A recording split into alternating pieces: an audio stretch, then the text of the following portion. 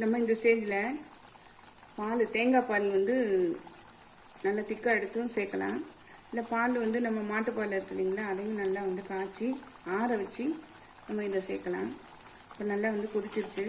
நான் இப்போ இதை கொஞ்சம் இறக்கி வச்சிடுறேன். நல்லா ஒரு கொதிக்கு வரட்டும். ஏலக்காய் தூள் சேர்த்துடலாம்.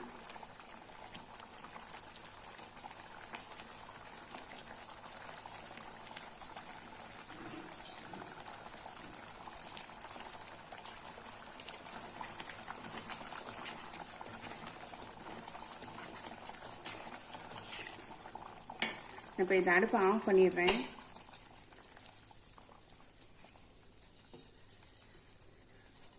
பால் திக்கான பால் வந்து காய்ச்சி ஆற வச்சுருக்கேன். இதையும் நம்ம இதை சேர்த்துடலாம்.